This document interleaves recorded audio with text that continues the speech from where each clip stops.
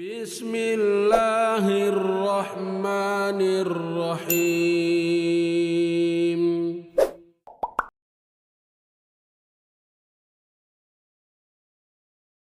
Di antara rincian masalah karakter dan akhlak yang mulia adalah wal kadhimin al ghaidha wal 'afina 'anil nas. Dan orang-orang yang suka atau orang-orang yang menahan amarahnya. Tidak mudah emosional. Tidak semua masalah dihadapi dengan emosi.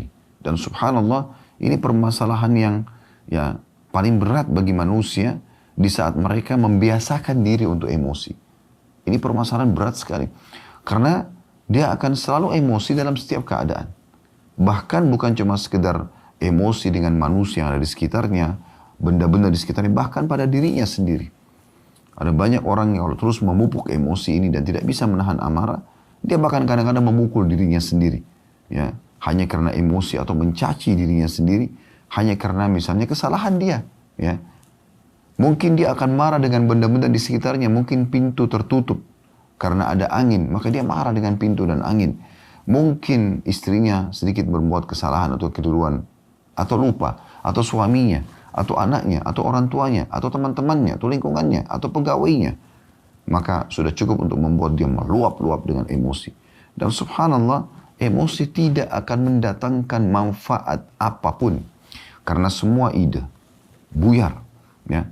Semua sikap berubah, mata melotot, lisan jadi tajam, tangan bisa melayang dan kaki. Semua ini jadi tidak baik.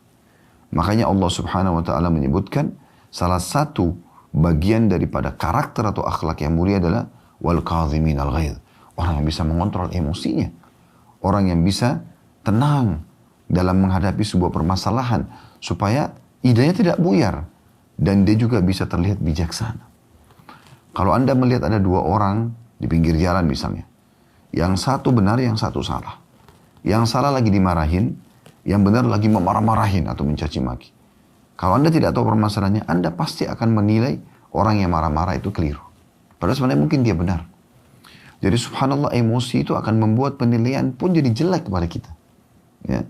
Bahkan mungkin kita dalam kondisi benar bisa menjadi salah. Beda sekali dengan orang yang sangat bijaksana dalam menghadapi permasalahan walaupun dia benar. Dia tinggal menyampaikan argumentasinya, kemudian dia tinggalkan ya, orang yang sedang bermasalah dengan dia. Sudah cukup. Itu akan menambah kemuliaan buat dia. Dan juga bisa saja apa yang sedang dia nasihatkan kepada orang yang sedang bersalah diterima. Kemudian Allah mengatakan wal 'afina 'anil nas, dan orang yang suka memaafkan orang lain. Ini karakter yang luar biasa ini ya. Karena memaafkan kesalahan orang ini tidak semua orang bisa melakukannya. Tapi Allah subhanahu wa ta'ala karena dia maha pemaaf, afuun, ghafurun, ya, tawwab.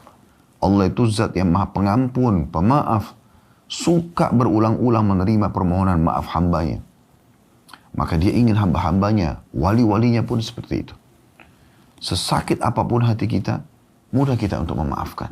Bukan karena orang itu, tapi karena perintah Allah subhanahu wa ta'ala. Mudah sekali seorang suami memaafkan istrinya, istri memaafkan suaminya, orang tua maafin anaknya, anak maafin orang tuanya, saudara dengan saudaranya, ya. Kemudian teman sama temannya, atasan sama bawahannya, dan seterusnya. Ya. Karena pemaafan ini artinya kita jadi tidak dendam.